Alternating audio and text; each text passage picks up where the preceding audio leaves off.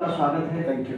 हमारा प्रदेश परिक्रमा जनपद फिरोजाबाद में पहुंच गया है जी। हमारे साथ आज के जो मेहमान हैं कुमार रणजय सिंह एसपी ग्रामीण हमारे साथ मौजूद हैं। बहुत बहुत स्वागत है सर आपका। Thank you so much. प्रदेश परिक्रमा में सर सबसे पहला सवाल है ग्रामीण क्षेत्र को लेकर के। जैसे आजकल झगड़े छोटे छोटे झगड़े जो हैं वो बड़ा रूप ले लेते हैं, उनको एक लगाम लगाने के लिए क्या आपकी योजना है सर? ऐसा कुछ आपने? देखिए, जैसा कि आप सब जानते हैं कि फिरोजाबाद जनपद में ये जो ग्रामीण क्षेत्र है वहाँ पे जमीन विवाद काफ़ी है और उसको लेकर के काफ़ी बड़े बड़े झगड़े हुए भी हैं जी। हम लोगों ने उसके लिए एक जो हमारी बहुत सारी सिस्टम्स इन प्लेस हैं, जैसे कि हमारे यहाँ एक सी ऐप है जी। उस सी ऐप के माध्यम से हम लोग गांव के 10-15 जो संभ्रांत लोग हैं, जो निष्पक्ष लोग हैं, जो पुलिस के सहयोगी लोग हैं, उन लोगों से लगातार टच में रहते हैं। हमारे यहाँ जितने बीट कांस्टेबल्स हैं, जो हमारे चौकी इंचार्जेस हैं, ये सब लोग की ड्यूटी है कि वो अपने अपने जो उनका जुरिडिक्शन है, जो एरिया ऑफ रिस्पॉन्सिबिलिटी है, वहाँ जाएंगे और जाकर के वहाँ के लोगों से वार्तालाप करेंगे और जो पुलिस से संबंधित जितनी सारी बातें होती हैं उसको शेयर करेंगे और उसके हिसाब से जब सूचनाएँ थाने स्तर पर आती हैं तो उसमें जो अप्रोप्रिएट एक्शन होता है वो हम लोग लेते हैं। मुख्य रूप से हम लोग इसमें प्रिवेंटिव एक्शन ज़्यादा करते हैं और इसी के चलते हम लोग को किसी भी मामले के बारे में जानकारी पहले हो जाती है तो हम लोग प्रॉपर तरीके से उनको नोट डाउन करते हैं। बाकी जो अन्य जिस लेवल का प्रिवेंटिव एक्शन चाहिए होता है वो हम लोग करते हैं। तो इस प्रकार हमारी जो कनेक्टिविटी गांव के लोगों से है वो काफ़ी स्ट्रॉन्ग है और बहुत क्लोजली हम लोग मॉनिटर करते हैं और उसी प्रकार से हम लोग गाँव के मामलों को हम लोगों ने कंटेन किया हुआ है, हम लोगों ने उसको रोका है। उसके अतिरिक्त बाय द वे अगर कोई रैंडमली कोई ऐसा झगड़ा हो भी जाता है तो जो भी निष्पक्ष कार्रवाई होती है हम लोग करते हैं, उसका भी एक असर होता है, उसका भी एक मैसेज आता है। उसके अतिरिक्त जैसा कि आप जानते हैं कि हमारे यहाँ थाना दिवस और तहसील दिवस, थाना समाधान दिवस का कॉन्सेप्ट है, उसमें भी काफ़ी लोग काफ़ी संख्या में आते हैं तो उन मामलों के से भी हमको जानकारी हो जाती है। जो इश्यूज़ होते हैं उनकी ग्रेविटी का आइडिया लग जाता है तो उसके हिसाब से हम लोग उसमें कार्रवाई करते हैं। तो ये जो हमारे कुछ मेथड्स हैं उस मेथड्स के हिसाब से और बाकी जितने हमारे हेल्पलाइन नंबर्स हैं, हमारे जो पावर लाइन्स हैं, उसके माध्यम से चीज़ों की जानकारी हम लोग को हो ही जाती है। तो वो सब चीज़ लोगों को लोग अवगत है उसके बारे में, उन नंबर्स के बारे में, उनसे भी हम लोग को जानकारी मिल जाती है। हम लोग के स्तर पे भी लोग काफ़ी लोग आते हैं तो हम लोग भी वहाँ उस एरिया के, उस गांव के लोगों के बारे में जानकारी प्राप्त करते हैं, मुद्दों के बारे में जानकारी प्राप्त करते हैं। तो हर लेवल पे हमारा एक बड़ा ही क्लोज मॉनिटरिंग सिस्टम है, सुपरविजन का सिस्टम है। तो इसीलिए हम लोग जब जानकारी होती है तो हम लोग समय रहते हैं उसमें उसको रोकने का प्रयास करते हैं, हो जाने पे बहुत कठोर कार्रवाई करते हैं और बाकी जो प्रिवेंटिव एक्शंस हो सकते हैं, गुंडा मिश्रा वगैरह सब लोग करते रहते हैं। तो इससे चीज़ें हमारे कंट्रोल में रहती हैं। तो इस प्रकार हम लोग छोटे छोटे विवाद से लेकर के बड़े बड़े विवादों को भी हम सुलझा लेते हैं। टिपिकल समस्याएं कहाँ आती हैं? देखिए, टिपिकल समस्याएं अगर आप कहें तो जो रैंडम चीज़ें जहाँ पे हो जाती हैं जिसको शायद हम लोग की किसी की जानकारी में नहीं होता तो उसको समस्याएं पैदा होती हैं तो उसको थोड़ा सा हैंडल करना हम लोग को नहीं होती। तो ऐसे मामले होते हैं और जैसा कि आप जानते हैं कि ज़मीन से जुड़े जो विवाद हैं वो काफ़ी पुराने भी होते हैं और पीढ़ी दर पीढ़ी उसकी लड़ाई चल रही होती है। तो ऐसे मामलों को कंटेन करने में थोड़ी सी कठिनाई होती है क्योंकि हमेशा हम लोग वहाँ पे फोर्स, वहाँ पुलिस का बल नियुक्त नहीं कर सकते, हमारे भी लिमिटेशंस हैं। तो ऐसी सिचुएशंस को थोड़ा हैंडल करने में हम लोग को दिक्कत होती है। बाकी ओवरऑल हम लोगों ने बहुत अच्छे तरीके से सामाजिक सामंजस्य स्थापित करने के लिए पूरा प्रयास किया है। जैसा कि मैंने बताया कि हमारी कनेक्टिविटी, हमारा रिलेशन, हमारा जो संवाद है जी वो काफ़ी स्ट्रॉन्ग है लोगों से। जी सर, आगे फिरोजाबाद की मैं बात करूँ, ग्रामीण क्षेत्र की बात करूँ, कुछ जगह ऐसी हो गई हैं जहाँ पर एक्सीडेंटल केस बहुत निकल रहे हैं, तो उन जगहों पर एक्सीडेंट को रोकने के लिए देखिए इसमें जैसा कि आपको पता है कि दो बहुत महत्वपूर्ण हाईवेज, एक्सप्रेसवेज जनपद से क्रॉस करती हैं। एक तो जो पुराना हमारा NH2 है जो आगरा से सीधे यहाँ से फिरोजाबाद होते हुए इटावा, कानपुर होते हुए सीधे आगे जाती हैं, और दूसरा जो ये लखनऊ आगरा एक्सप्रेसवे है। ये दोनों काफ़ी अच्छे एक्सप्रेसवे हैं तो गाड़ियों की स्पीड काफ़ी रहती है। तो तेज़ ड्राइव होने के चलते और जैसा कि आप जानते हैं कि थोड़ी लापरवाही रहती है लोगों को ड्राइव करने में, जो लिमिटेशंस हैं हमारे इंडिया एक्ट में, जो हम लोगों ने साइनेज वगैरह लगा रखे हैं, उसका पालन नहीं करते हैं तो घटनाएं हो जाती हैं। तो हम लोगों ने क्या किया है कि इधर एक तो जो एक्सप्रेसवेज की अपनी टीम्स हैं, जो यूपीडा की टीम है, तो उन लोग भी हमेशा एक्टिव रहते हैं। हमारा उनके साथ बड़ा अच्छा कोऑर्डिनेशन होता है जी। खास करके जो हमारा ये लखनऊ और आगरा एक्सप्रेस है, आज ये घटना घटी है तो उसको भी हम लोग इमीडिएटली वहाँ पे जो इंजर्ड थे उनको हॉस्पिटल पहुँचाया है। तो इस प्रकार हमारी व्यवस्थाएं, हमारे हॉट स्पॉट्स आइडेंटिफाइड हैं कि कहाँ पे घटनाएं ज़्यादा होती हैं। वहाँ पे हम लोगों ने सारे मेजर्स जो हो सकते हैं, डिप्लॉयमेंट से लेकर के, साइनेज से लेकर के, अवेयरनेस ड्राइव से लेकर के सब कुछ हम लोगों ने किया है। और जहाँ पे सिग्नल्स वगैरह की आवश्यकता होती है, जहाँ पे प्रॉपर लाइटिंग की आवश्यकता होती है, साइनेज की आवश्यकता होती है, इन सभी चीज़ों को हम लोगों ने यहाँ पे इंश्योर किया है। लेकिन उसके बाद भी घटनाएं होती हैं तो घटनाओं को इमीडिएटली उसमें जो रेस्क्यू हो सकता है उसके लिए हम लोग प्रयासरत रहते हैं और बार बार लोगों को हम लोग चेतावनी देते रहते हैं। हर स्तर पे हम लोग, जैसा कि आपने जितने हमारे यहाँ टॉल्स हैं, सारे टॉल्स से अनाउंसमेंट्स होता है। हमारे 2 बड़े इंपॉर्टेंट टॉल्स हैं, खास करके जो ये NS2 पे है, जो एक कटफोरी में है और एक यहाँ हमारा टुंडला में है। दोनों जगह से हम लोग कंटिन्यूसली अनाउंसमेंट करते हैं PA सिस्टम से, लोग अवेयर रहें, उनका एक्सीडेंट ना हो, ड्राइव करने में सावधानियाँ बरतें। तो इस प्रकार हम लोगों ने अपनी व्यवस्थाएं जो हैं, और जैसा कि आपको पता है कि वीकली मंथली यहाँ पे जो रोड एक्सीडेंट्स होते हैं उसको रिव्यू करने के लिए हमारी टीम्स भी हैं, जिसमें हमारे ट्रांसपोर्ट के लोग भी हैं, हमारे रोडवेज के लोग भी हैं, हम लोग हैं, जिला प्रशासन से लोग हैं, सब लोग की एक मीटिंग होती है और घटनाओं को कम करने के लिए जितने प्रयास हो सकते हैं उसका प्रयास हम लोग करते हैं। सर, हम क्राइम की बात करें फिरोजाबाद में, चोरी लूट, उनको रोकने के लिए क्या? देखिए उसमें 2 चीज़ें, जैसा कि आप जानते हैं कि एक तो हमारा मेथड ट्रेडिशनल होता है। ट्रेडिशनल मेथड में हमारे जो रजिस्टर्स हैं, हमारे जो डॉक्यूमेंट्स हैं, हमारे जो अभिलेख हैं, उन अभिलेखों में जो निरोधात्मक कार्रवाई करने की प्रक्रियाएं हैं उनको हम करते हैं। उसमें हमारे पास जैसा कि सभी क्रिमिनल्स का डेटा होता है, उसमें अल्फाबेटिकल क्रिमिनल्स का रजिस्टर हमारे पास होता है, हमारे पास HS होता है, हमारे पास 10 साल 5 साल रजिस्टर होता है। हमारे पास ये एक सिस्टम है कि जो लोग जेल में हैं उनको हम कैसे, हमारा जो परंपरागत तरीका है मॉनिटरिंग करने का, उससे हम उनको करते हैं।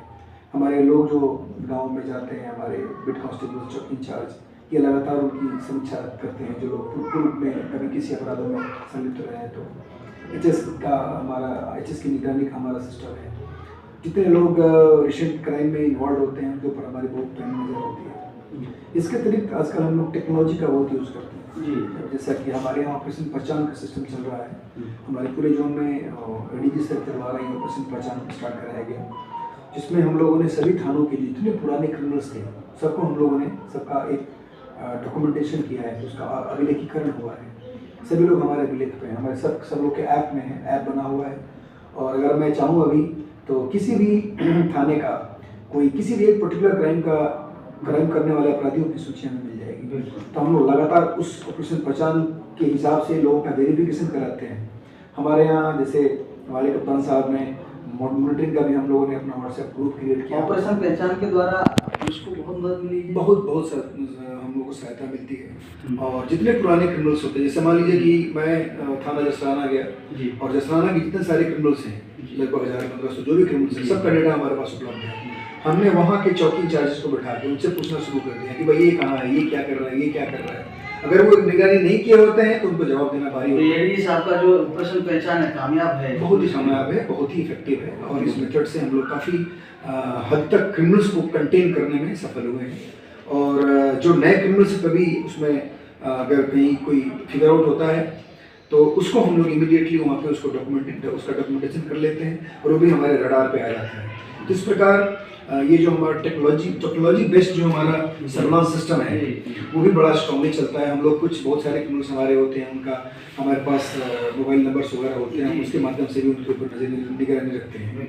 चाहे कोई कितना ही स्मार्टली अपने आप को रखे, अपने आप को बचा के रखे, लेकिन हमारा जो कैनवास है कंट्रोल करने का, उससे बाहर नहीं जा सकता। तो इस प्रकार हम लोगों ने क्राइम को बहुत हद तक कंट्रोल किया। सर, अगर बात करें आपके बारे में, आपकी पोस्टिंग रही है कई जगहों जनपद में रही होगी, तो कौन सा जनपद में क्राइम ज़्यादा है, कहीं कम मिला, कहीं ज़्यादा मिला, तो कहाँ पर आपकी वर्किंग में? देखिए, मैं आपको बता दूं कि क्राइम का जो पैटर्न है वो एरिया स्पेसिफिक होता है जी। जैसा कि आपको पता है कि जो बॉडी ऑफेंसेस हैं या प्रॉपर्टी ऑफेंसेस हैं, इन दोनों ऑफेंसेस में अगर आप देखेंगे इकोनॉमिक ऑफेंसेस हैं, वो हर जगह आपको कुछ ज़्यादा और कुछ कम मिलेगा। जैसे अभी मेरा जो पिछला जनपद रहा है वो गौतम बुद्ध नगर रहा है, नोएडा में मैं 3 साल रह के आया हूँ। तो वहाँ पे इकोनॉमिक ऑफेंसेस काफ़ी हैं, स्ट्रीट क्राइम्स वहाँ पे हैं, जैसे स्नैचिंग वगैरह है, तो स्नैचिंग वगैरह घटनाएं होती हैं। तो इस क्राइम को कंटेन करने के लिए हम लोगों ने वहाँ के एरिया के स्पेसिफिक हमने अपने मेथड्स अपनाए थे, और हम लोगों ने काफ़ी क्रिमिनल्स को कंटेन किया था, और स्ट्रीट क्राइम को तो ऑलमोस्ट हम लोगों ने वहाँ रोक ही दिया था। इकोनॉमिक ऑफेंडर्स जो थे वो बड़े सोफिस्टिकेटेड तरीके से क्राइम करते हैं, तो वैसे भी बहुत सारे गैंग्स को हम लोगों ने वहाँ पे कंटेन किया। वहाँ पे लैपटॉप चोरी, गाड़ी के शीशे तोड़ करके लैपटॉप चोरी की घटनाएं काफ़ी होती हैं, तो इसको भी कंटेन करने के लिए हम लोगों ने बहुत सारे वहाँ पे कॉल सेंटर्स चलते हैं, तो वहाँ इकोनॉमिक ऑफेंसेस की संख्या ज़्यादा है, तो उसको हम लोगों ने उस तरह से वहाँ डिज़ाइन करके फिर उसको कंटेन किया। अगर हम मेरठ में मैं पोस्ट रहा तो मेरठ में काफ़ी समय रहा। मेरठ की अगर आप बात करें तो मेरठ में भी प्रॉपर्टी ऑफेंसेस ज़्यादा हैं, बॉडी ऑफेंसेस के कुछ पॉइंट्स हैं, कुछ पॉकेट्स हैं, और वहाँ पे लॉ एंड ऑर्डर की प्रॉब्लम्स काफ़ी हैं, तो उसके हिसाब से वहाँ पे पुलिसिंग को हम लोगों ने अपने चीज़ों को, उस जो पैटर्न था लॉ एंड ऑर्डर का, क्राइम का, उसके हिसाब से अपने आप को तैयार किया और वहाँ पे कंटेन किया। उसी प्रकार अगर आप गाजियाबाद में देखें तो गाजियाबाद में मैंने उसी तरह से प्लान करके अपनी पुलिसिंग करी।